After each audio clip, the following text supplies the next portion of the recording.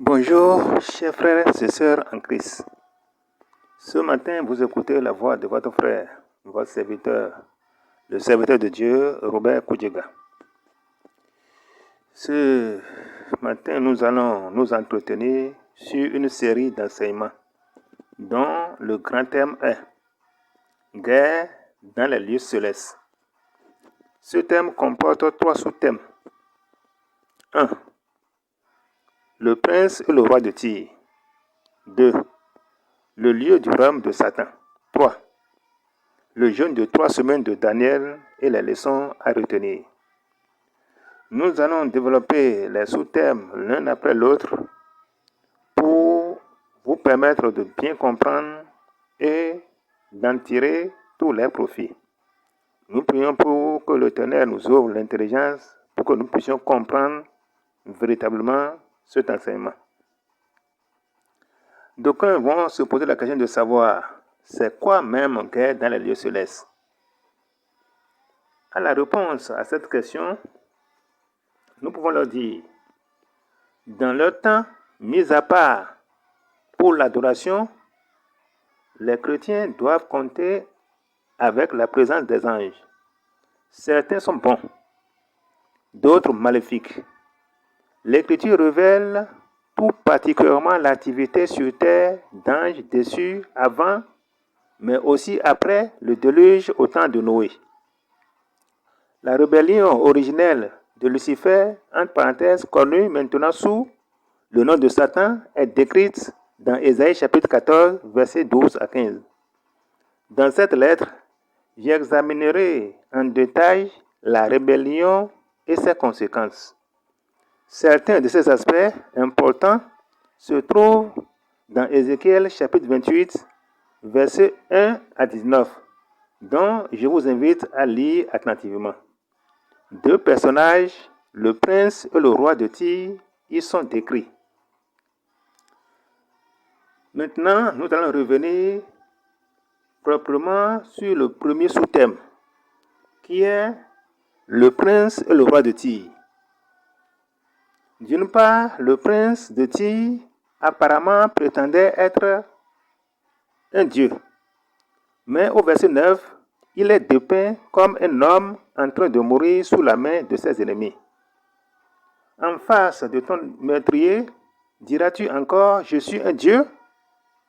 Mais tu resteras un homme et non un dieu, sous la main de celui qui te tue.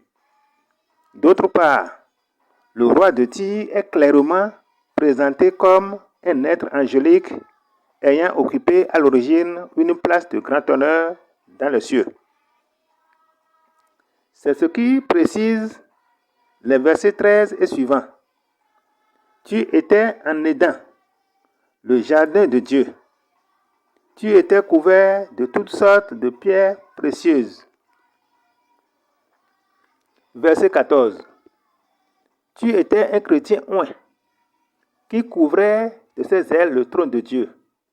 Je t'avais établi, tu étais sur la sainte montagne de Dieu. Tu allais et venais au milieu des pierres ardentes. Tu étais parfait dans toutes tes voies depuis le jour où tu fus créé jusqu'à celui où l'injustice a été trouvée en toi. Lucifer était un personnage resplendissant, mais il était un être créé qui s'est rebellé contre son Créateur. Verset 16.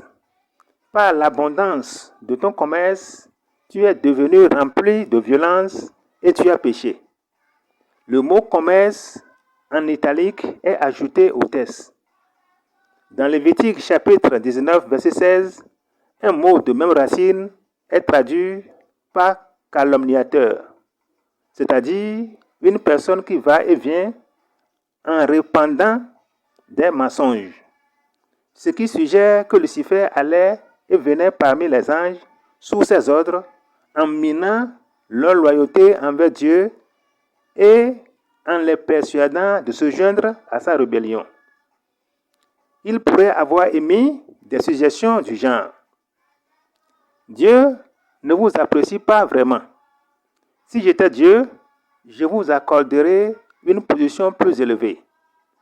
Dieu, aux yeux duquel tout est mis à nu, et a découvert, Hébreux 4, verset 13, était informé sans aucun doute des activités de Satan.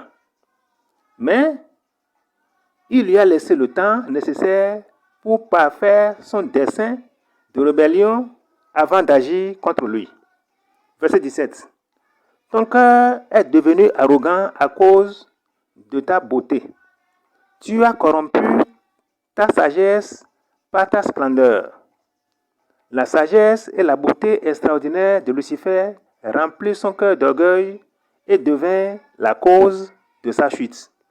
C'est clairement cette intention qui est prêtée à Lucifer dans Ésaïe 14, versets 13 à 14. Tu disais en ton cœur, je monterai au ciel, je lèverai mon trône au-dessus des étoiles de Dieu. Je monterai sur le sommet des nuées. Je serai semblable, égal au Très-Haut. Il nous faut garder continuellement à l'esprit que l'orgueil a été la cause de la chute de Lucifer.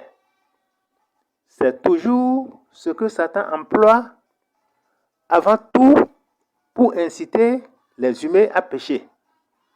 L'orgueil, plus que tous les autres péchés réunis, a provoqué la chute d'un nombre immense d'hommes et de femmes. La relation entre le prince de Tyr, un homme, et le roi de Tyr, un être céleste, manifeste la manière par laquelle, dans l'histoire, des êtres sataniques célestes sont intervenus dans les affaires terrestres en contrôlant les gouvernements humains. En conclusion, nous allons dire que le prince de Tyr est un homme. Par contre, le roi de Tyr est un être céleste qui est Lucifer. Cette relation donne aussi une idée de celle qui se développera entre Satan et l'Antichrist. Satan utilisera l'Antichrist pour obtenir la dévotion de la terre entière. La terre entière se prosternera devant le dragon, Satan, et il se prosternait devant la bête, l'Antéchrist. Apocalypse, chapitre 13, verset 4. Voilà, en bref, ce que nous pouvons dire sur ce premier sous-thème. Que l'Éternel nous garde et qu'il nous accorde encore l'intelligence de pouvoir suivre les deux autres. Merci, que le Seigneur vous soutienne. Si vous aimez véritablement cette vidéo, abonnez-vous à la chaîne pour ne pas manquer les autres sous-thèmes. Merci et bonne nuit.